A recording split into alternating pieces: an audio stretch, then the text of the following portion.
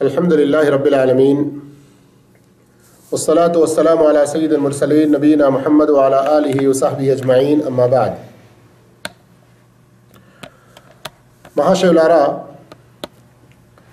प्रवक्త మహనీయ ముహమ్మద్ సల్లల్లాహు అలైహి వసల్లం 40 సంవత్సరాల వయసు నిండిన తర్వాత ప్రవక్త పదవిని పొందారు. ఆ తర్వాత ఇంచుమించు 10 సంవత్సరాల వరకు ప్రజలను అల్లాహ్ వైపునకు పిలుస్తూ కేవలం మనందరి సృష్టికర్త అయిన అల్లాహ్ను మాత్రమే మనం ఆరాధించాలి అని బోధిస్తూ ఎన్నో రకాల ఇబ్బందులను, ఎన్నో రకాల కష్టాలను కూడా భరించారు.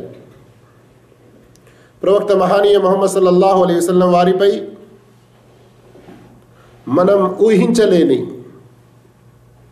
మనం పరస్పరం చెప్పుకోలేనటువంటి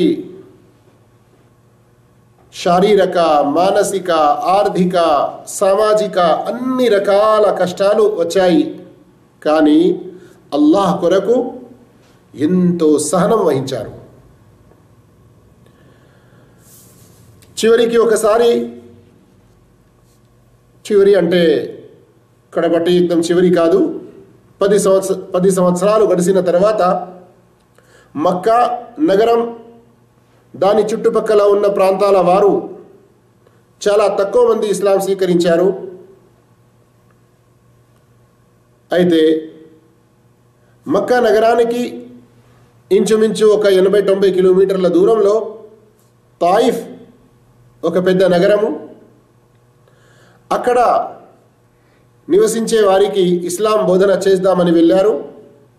కానీ అక్కడి నుండి కూడా వారు ఇస్లాం ధర్మాన్ని స్వీకరించి కేవలం అల్లాహ్ను ఆరాధించేవారు అయి ప్రవక్త సల్లల్లాహు అలైహి వసల్లం వారికి సంతోషం కలిగేకి బదులుగా వారు కేవలం నిరాకరించలేదు, పైగా ప్రవక్త మహనీయ ముహమ్మద్ సల్లల్లాహు అలైహి వసల్లం వారిపై రాళ్ల వర్షం కురిపించారు.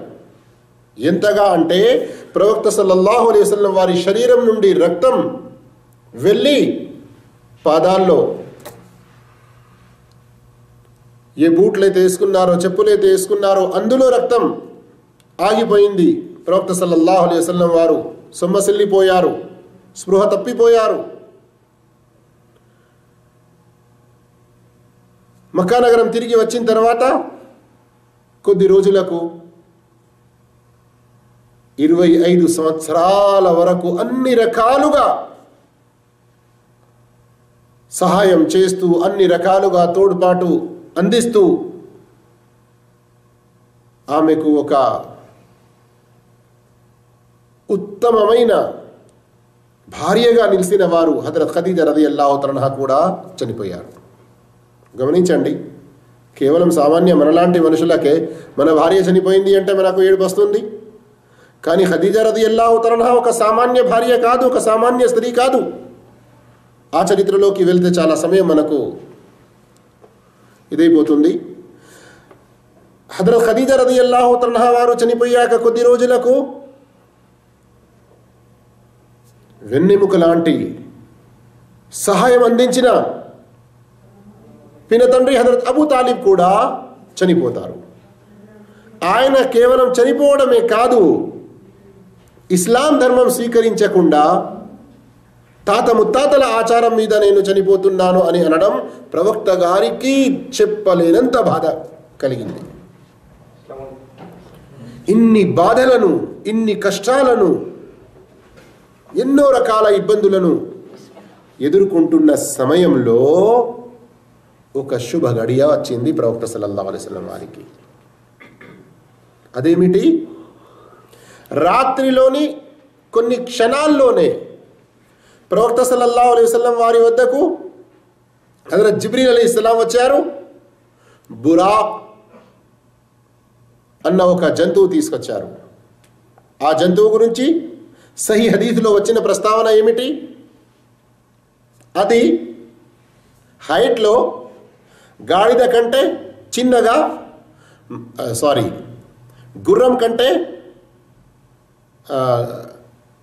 గాడిద కంటే పెద్దగా మరియు కంచెల గాడిద కంటే చిన్నగా, మరియు దాని వేగం ఎక్కడి వరకైతే దాని దృష్టి పడుతుందో అక్కడి వరకు అది ఒక గంతు వేస్తుంది. అంతటి వేగం గల ఒక జంతువును తీసుకొని వచ్చారు. కానీ ఇక్కడ ఒక విషయం గమనించండి. ఈ రోజుల్లో మనం ఎన్నో క్యాలెండర్లలో, ఎన్నో ఫోటోలలో బురాకున్ నబీ ప్రవక్త వారికి గగన ప్రయాణం మేరాజ్ ఏ వాహనంపై అయితే జరిగిందో దాని పేరు బురాక్ అని, దానికి ఒక స్త్రీ ముఖం లాంటిది, ఇంకా వెనుక ఒక తోక వేరే రకం లాంటిది, దాని కాళ్ళు మరో జంతు రకం లాంటివి, ఇలాంటి ఫోటోలు చూస్తాము. ఇవన్నీ కూడా అబద్ధము, అసత్యము, బూటకం. ఎందుకంటే ఆ జంతువు యొక్క చిన్నపాటి వర్ణన వచ్చింది, కానీ అది దాని ముఖం, దాని యొక్క ఇమేజ్, దాని యొక్క ఫోటో ఆ కాలంలో ఎవరు తీయలేదు. దాని గురించి ఎలాంటి ప్రస్తావన హదీదుల్లో రాలేదు. ఇది మన యొక్క ధర్మంపై ఒక మహా అపనింద మనం వేసిన వాళ్ళం అవుతాము. ఇలాంటి ఫోటోలను మనం ప్రచారం చేసి ఇది ప్రవక్త సల్లల్లాహు అలైహి వసల్లం వారు మక్కా నుండి బైతుల్ మఖ్దీస్ నుండి 7 ఆకాశాలపైకి వెళ్ళినటువంటి బురాక్ అని చెప్పడం ఇది చాలా తప్పు విషయం. అయితే సహీ హదీసుల్లో వచ్చిన విషయం ఏంటి? ఆ జంతువు, దాని యొక్క వేగం మనం చెప్పలేము. దానిపై ప్రవక్త సల్లల్లాహు అలైహి వసల్లం వారిని ప్రయాణం చేయించుకొని ఎక్కించుకొని మక్కా నుండి బైతుల్ మఖ్దీస్ ఫలస్తీన్కి వెళ్ళారు. ఆ ప్రస్తావన సూరా బనీ ఇస్రాయిల్లోని మొదటి ఆయతలోనే ఉంది. సుబ్హానల్లజీ అస్రా బిఅబ్దిహి లైలం మినల్ మస్జిదిల్ హరామి ఇలల్ మస్జిదిల్ అక్సా అల్లజీ బారక్నా హౌలహు లినురియహు మిన్ ఆయాతినా. ఆ ప్రభు అల్లాహ్ ఎంతో పరిశుద్ధుడు, అల్లాహ్ ఎంతో పరిశుద్ధుడు, అన్ని రకాల లోపాలకు, దోషాలకు అతీతుడు. ఆయనే రాత్రి వేళ తన దాసునిని మస్జిద్ హరాం నుండి బైతుల్ మఖ్దీస్, మస్జిద్ అక్సా, ఫలస్తీన్ వరకు తీసుకెళ్ళాడు. ఆ మస్జిద్ అక్సా, దాని చుట్టుపక్కల ప్రాంతమంతా కూడా మేము దానిని శుభకరమైనదిగా చేశాము. ఎందుకు తీసుకెళ్ళాము? లినురియహు మిన్ ఆయాతినా, మా యొక్క సూచనలు, మా యొక్క మహిమలు ఆయనకు చూపించాలని. అయితే దీనిని ఇస్రా అని అంటారు. ఇస్రా అంటే ఏంటి? మక్కా నుండి బైతుల్ మఖ్దీస్ వరకు రాత్రి వేళ ఏదైతే ప్రయాణం జరిగిందో దానిని ఇస్రా అని అంటారు. మరియు బైతుల్ మఖ్దీస్ నుండి 7 ఆకాశాల వైపునకు ఏ ప్రయాణం అయితే జరిగిందో దానిని మెహరాజ్ అని అంటారు.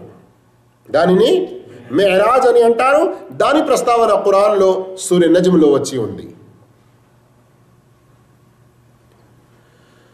అయితే ఈరోజు నేను చెప్పబోయే విషయం ఏమిటంటే, ప్రవక్త మహానీయ ముహమ్మద్ సల్లల్లాహు అలైహి వసల్లం వారికి ఇస్రా మెహరాజ్ ఈ ప్రయాణం ఏదైతే చేశారో ఇది వాస్తవం. ఖురాన్లో దాని ప్రస్తావన ఉంది, సహీ హదీసుల్లో దాని వివరాలు వచ్చి ఉన్నాయి. కానీ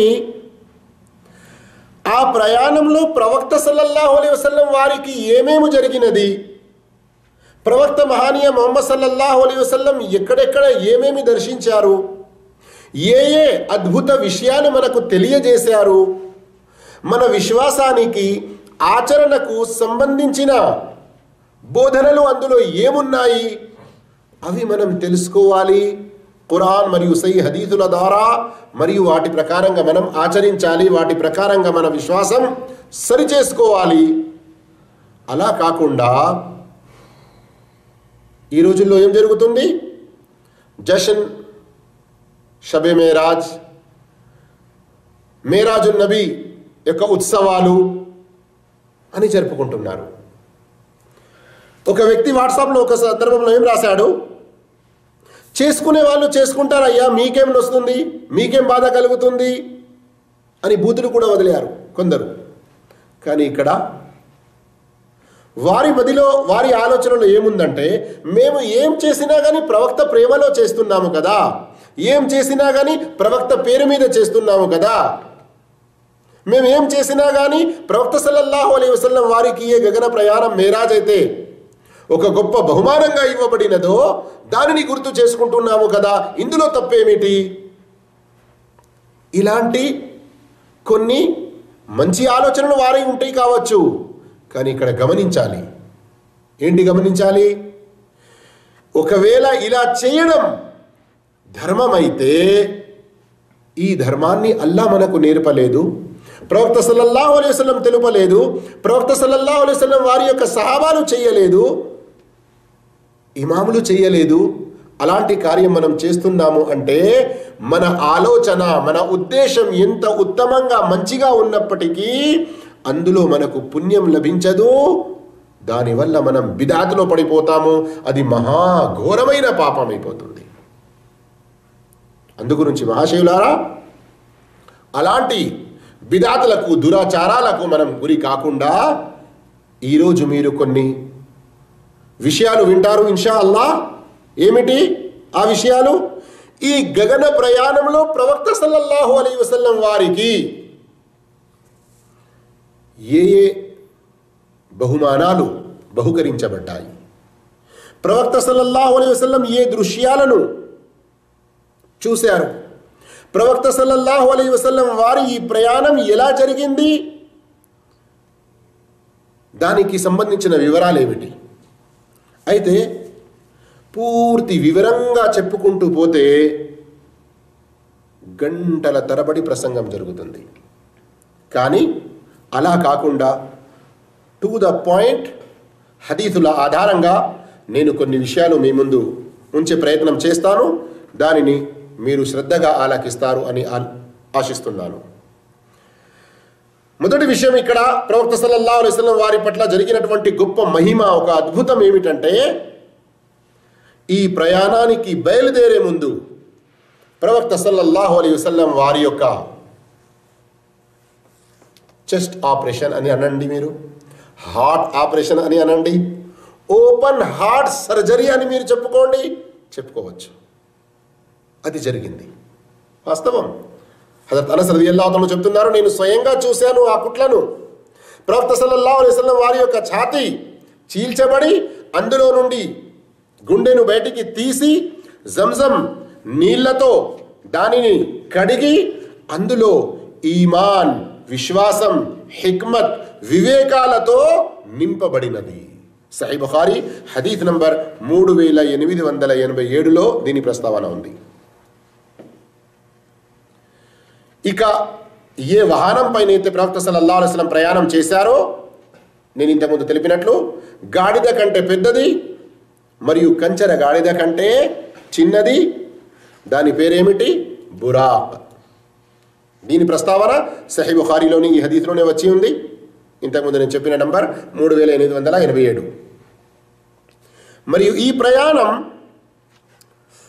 మస్జిద్ హరాం మక్కా నుండి మొదలుకొని ఫలస్తీన్ నుండి 7 ఆకాశాల పైన అల్లా రబ్బుల్ ఆలమీన్తో సంభాషించడం, మరియు స్వర్గాన్ని చూడడం, నరకాన్ని చూడడం, మధ్యలో ఇంకా ఎన్నో విషయాలు జరిగాయి.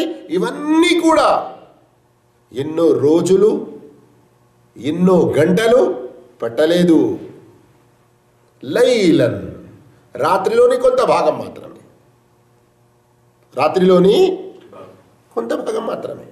అది ఎలా? అల్లా రబ్బుల్ ఆలమీన్ సర్వశక్తిమంతుడు, అవునా లేదా? విశ్వాసం ఉందా లేదా? ఈరోజు ఆ అల్లా ఇచ్చినటువంటి మేధ, బుద్ధి, జ్ఞానం, సైన్స్, విద్యతో రాకెట్లు తయారు చేస్తున్నారు. సామాన్యంగా ఇంతకుముందు ఎవరైనా ఇక్కడి నుండి మక్కా నేను ఒక రోజులో పోయి వస్తాను అంటే ఎవరైనా నమ్ముతారా? ఇంచుమించు 1000 కిలోమీటర్లు. కానీ ఈ రోజుల్లో సాధ్యమా లేదా? 4 సార్లు పోయి రావచ్చు కదా మక్కా. అదే రాకెట్ యొక్క వేగం ఎంత ఉన్నది? అయితే నేను ఈ విషయాలు మళ్ళీ విడమర్చి చెప్పడానికి వెళ్తే సమయం ఇంకా చాలా ఎక్కువ అవుతుంది.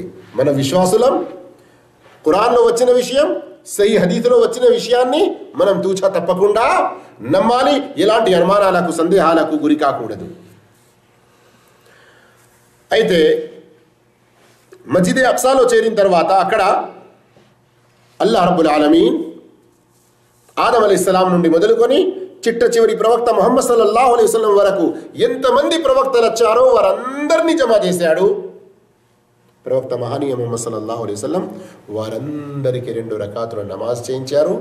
ఇమామత్ నమాజ్ చేయించే అటువంటి నాయకత్వం, ఈ గొప్పతనం ఎవరికి లభించింది?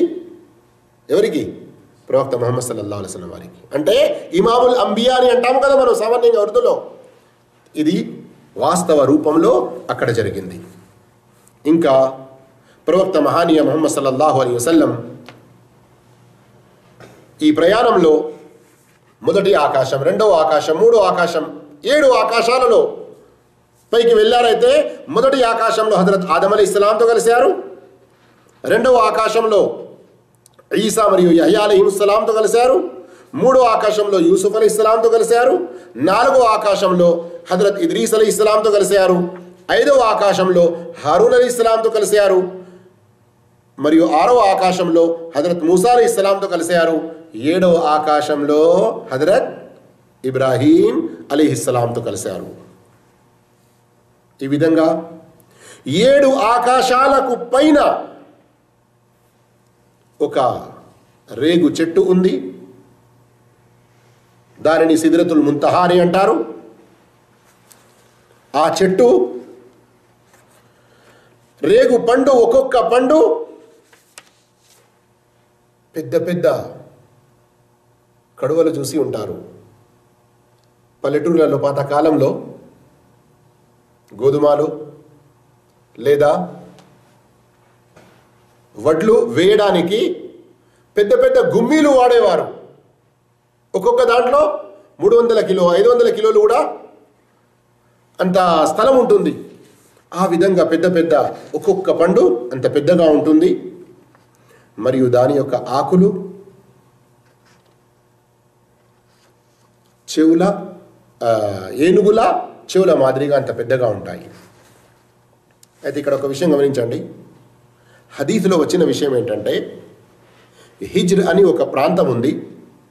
ఆ ప్రాంత వాసులు ఎలాంటి మట్టి నీళ్లు వేయడానికి బిందెలు లాంటివి, నీళ్లు పోసుకోవడానికి కడవలు లాంటివి ఏదైతే ఉపయోగిస్తారో దానికి సమానమైన పండ్లు, ఆ రేగు పండు ఒక్కొక్కటి, మరియు దాని యొక్క ఆకు ఏనుగు చెవుల మాదిరిగా ఉంటాయి.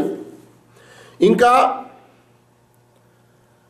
ఆ రేగు చెట్టు యొక్క వ్రేళ్ళు 6వ ఆకాశంలో ఉన్నాయి.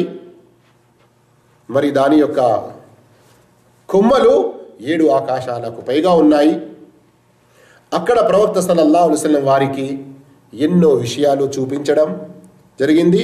ఎన్నో విషయాలు అక్కడ ప్రవక్త సల్లల్లాహు అలైహి వసల్లం వారితో జరిగాయి. ఉదాహరణకు ప్రవక్త సల్లల్లాహు అలైహి వసల్లం అక్కడే అల్లా యొక్క చాలా దగ్గరగా ఉండే, అల్లా ఆదేశాలను రాస్తూ ఉండే దైవదూతల కలముల శబ్దం విన్నారు. సిద్రతుల్ ముంతహాలో జన్నతుల్ మఅవా అన్నది దానికి సమీపంలోనే ఉన్నది. అక్కడే ప్రవక్త సల్లల్లాహు అలైహి వసల్లం వారికి 3 విషయాలు బహుమానంగా ఇవ్వబడ్డాయి. ఎలా?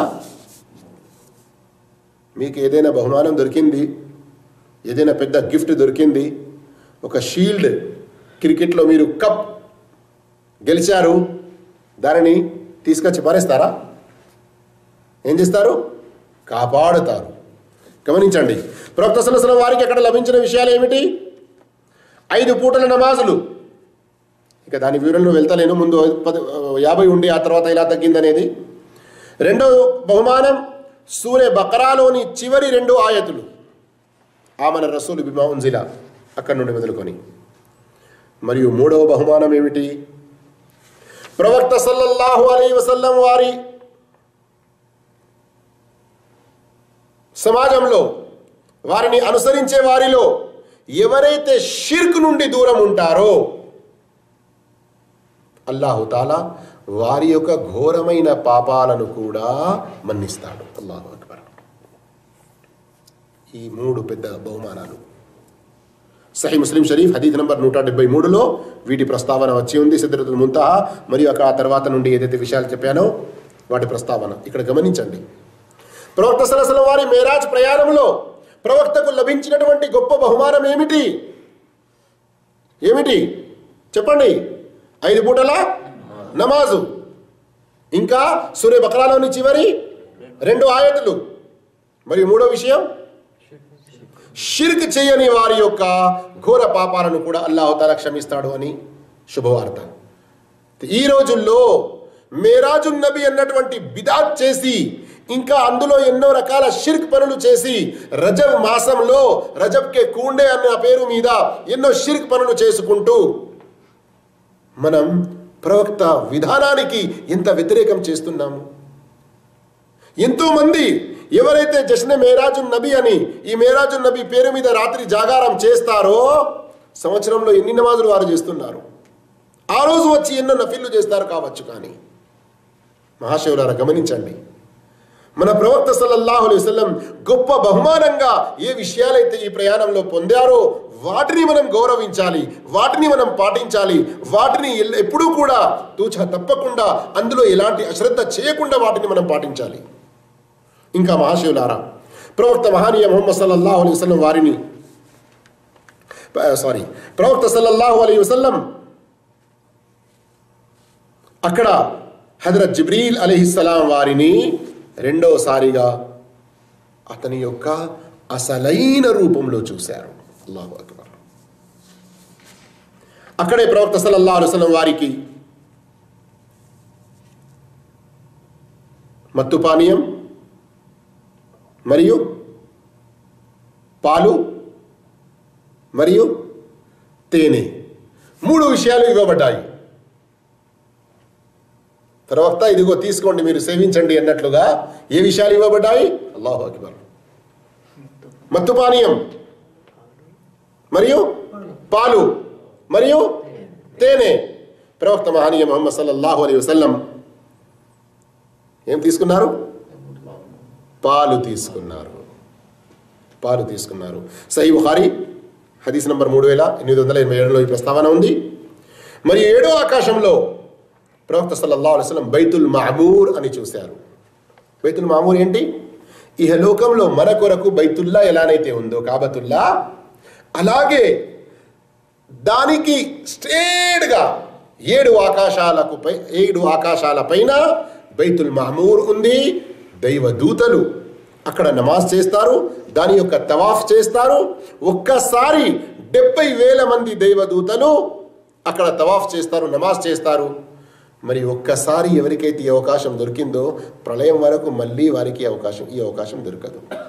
గమనించండి దైవదూతల సంఖ్య ఎంత గొప్పగా ఉందో. దీని ప్రస్తావన సహీ బుఖారీలో ఉంది, హదీస్ నంబర్ 3207. ఇంకా మహాశివులారా, ఈ ప్రయాణంలో ప్రవక్త సల్లల్లాహు అలైహి వసల్లం హజరత్ మూసా అలైహిస్సలాం వారిని కూడా చూశారు. అలాగే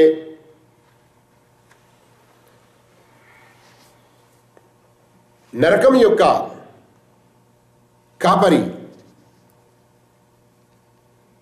మాలిక్ అతని పేరు, అతనిని కూడా ప్రవక్త సల్లల్లాహు అలైహి వసల్లం వారు చూశారు. ఈ ప్రయాణంలో ప్రవక్త మహానీయ ముహమ్మద్ సల్లల్లాహు అలైహి వసల్లం స్వర్గాన్ని కూడా చూశారు, అలాగే నరకాన్ని కూడా దర్శించారు. ఎప్పుడైతే ప్రవక్త సల్లల్లాహు అలైహి వసల్లం వారు స్వర్గం దర్శించారో అక్కడ చూశారు వజ్రాలతో తయారు చేయబడినటువంటి అక్కడ గోపురాలు ఉన్నాయి. ఖైమా, ఇక్కడ ఏదైనా వాతావరణం చాలా సునాయాసంగా ఉండి వేడి కూడా ఎక్కువ లేకుండా చలి కూడా లేకుండా మోసమే రబీ అని ఏదైతే అంటారో మనం చూస్తాము కదా, ఎడారిలో డేరాలు వేసుకొని ఖైమాలు వేసుకొని అక్కడ కొంత సమయం కానీ లేదా కొద్ది రోజులు కానీ గడుపుతారు, చూసారు కదా. అయితే అలాంటి ఖైమాలో వారికి ఇంత ఆనందం ఏర్పడుతుంది, అన్ని రకాల సౌకర్యాలు బహుశా అందులో ఉంటాయి కావచ్చు. కానీ అస్తగ్ఫిరుల్లాహ్, ఇది పోలిక కాదు స్వర్గంలో లభించేటువంటి ఖైమాకు. కానీ అక్కడ ఒకే ఒక వజ్రం ఇంత పెద్దగా ఉంటుంది. ఆ ఒకే వజ్రంతో చాలా పెద్ద ఖైమాగా తయారు చేయబడుతుంది. మరియు అక్కడి యొక్క మట్టి కస్తూరి అని చెప్పడం జరిగింది. దీని యొక్క ప్రస్తావన బుఖారీ 349, అలాగే సహీ ముస్లిం 163లో వచ్చి ఉంది. ప్రవక్త సల్లల్లాహు అలైహి వసల్లం వారికి స్వర్గంలో కౌసర్ అనే అటువంటి ఒక పెద్ద వాగు ఏదైతే ప్రసాదించడం జరుగుతుందో దానిని కూడా చూసి వచ్చారు. అలాగే ప్రవక్త సల్లల్లాహు అలైహి వసల్లం వారు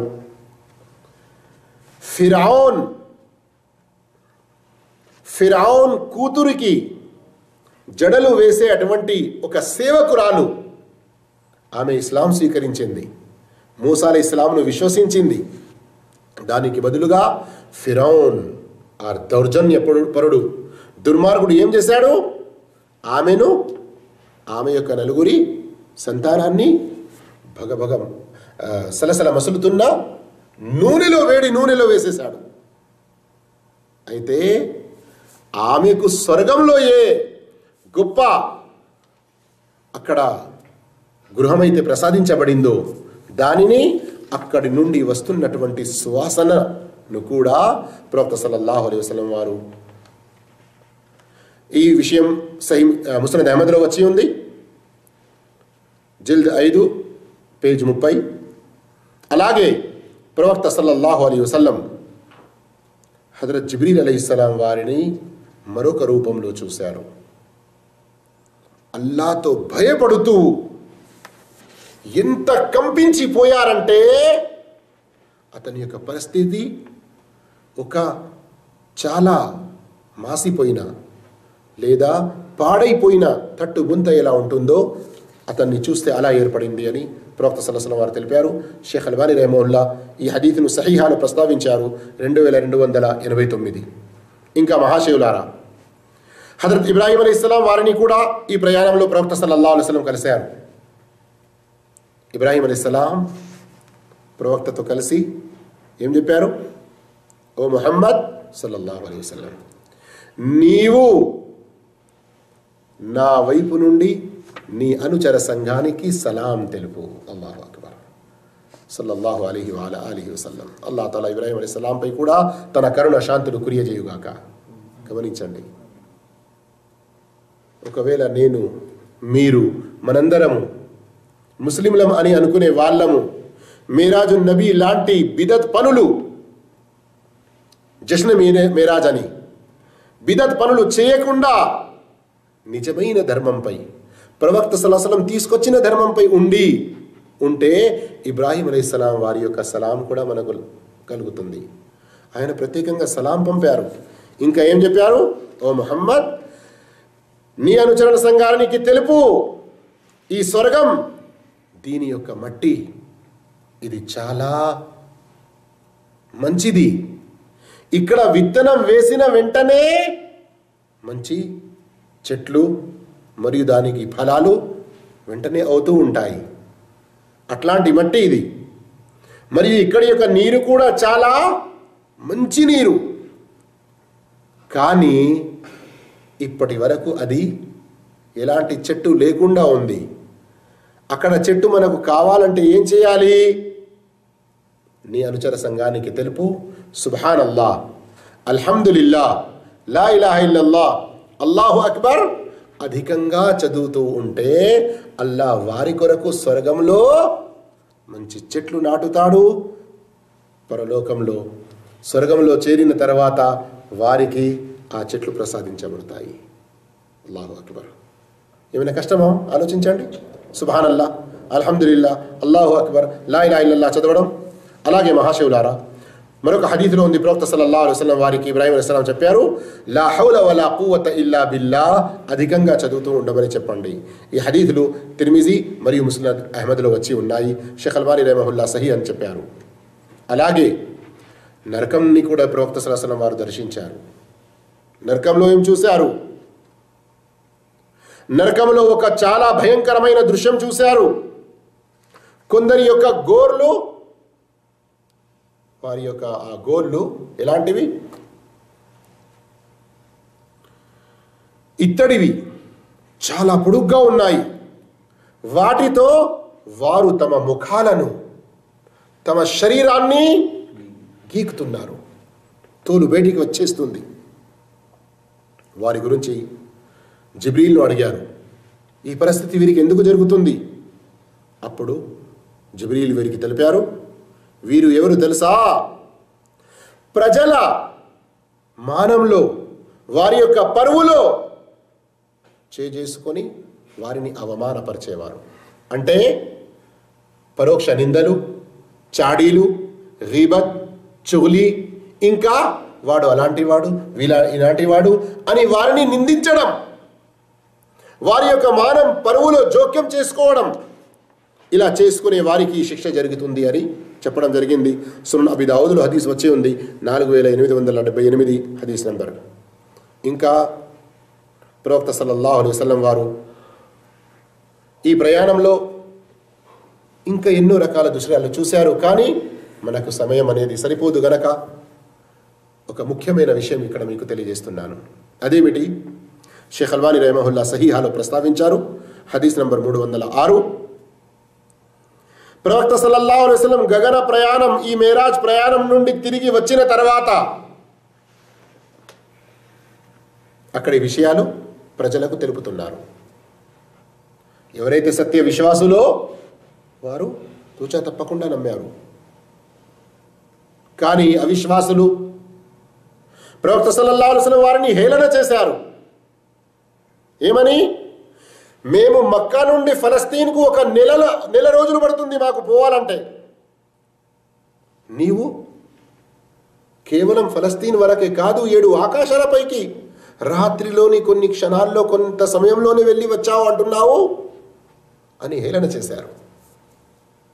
అంతేకాదు కొందరు అవిశ్వాసులైతే, ఒకవేళ నీవు వాస్తవంగా ఫలస్తీన్ వెళ్ళి మస్జిద్ అక్సా చూసి వచ్చావంటే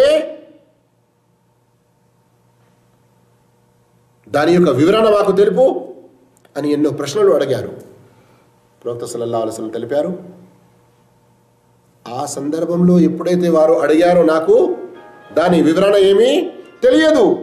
కానీ ఆ మస్జిద్ అక్సా యొక్క దృశ్యం అల్లాహ్ నా ముందుకు తీసుకొచ్చాడు. వారు అడిగిన ప్రతి ప్రశ్నకు నేను సమాధానం చెప్పుకొచ్చాను. అల్లాహు అక్బర్. అక్కడ ఆ సమయంలో అబూబకర్ రదియల్లాహు తఆలా అన్హు లేరు. ఎక్కడ దూరంగా ఏదో పని మీద ఉన్నారు. అయితే ప్రవక్త సల్లల్లాహు అలైహి వసల్లం వారి విషయాలు విన్న ఒక వ్యక్తి, ఈరోజు అబూబకర్, ఎల్ల వేళల్లో అబూబకర్ను చూసాము, మొహమ్మద్ చెప్పింది నిజమే, మొహమ్మద్ చెప్పింది నిజమే అని మొహమ్మద్ సల్లల్లాహు అలైహి వసల్లం మొహమ్మద్కు తోడుగా ఉన్నాడు కదా, ఈ రోజు అబూబకర్కు వెళ్ళి నేను తొందరగా ఈ విషయం తెలియజేస్తాను, అబూబకర్ ఈ విషయాన్ని తిరస్కరిస్తాడు, అబద్ధమని అంటాడు అన్నటువంటి నమ్మకంతో వెళ్ళి, అబూబకర్ ఎవరైనా ఒక రాత్రిలో మక్కా నుండి ఫలస్తీన్ వెళ్ళి వచ్చాడు అంటే నువ్వు నమ్ముతావా అంటే లేదు. సంతోషం కలిగింది అతనికి. వెంటనే అన్నాడు, మరి మీ స్నేహితుడు, మీ యొక్క గురువు మొహమ్మద్ అంటున్నాడు కదా సల్లల్లాహు అలైహి వసల్లం. అబూబకర్ వెంటనే చెప్పారు, నిజమా? మొహమ్మద్ ఈ మాట చెప్పారా సల్లల్లాహు అలైహి వసల్లం? అతను అన్నాడు, అవును, మొహమ్మద్ ఈ మాట చెప్పాడు. అంతేకాదు, రాత్రిలోని కొంత భాగంలో ఫలస్తీన్ వరకే కాదు, మస్జిద్ అక్సా కాదు, అక్కడి నుండి 7 ఆకాశాలపైకి కూడా వెళ్ళాడంట. వెంటనే అబూబకర్ చెప్పారు, ఒకవేళ మొహమ్మద్ సల్లల్లాహు అలైహి వసల్లం ఈ మాట చెప్పి ఉంటే 100కి 100 పాళ్ళు నిజం, ఇది సత్యం, ఇందులో ఏమాత్రం అనుమానం లేదు.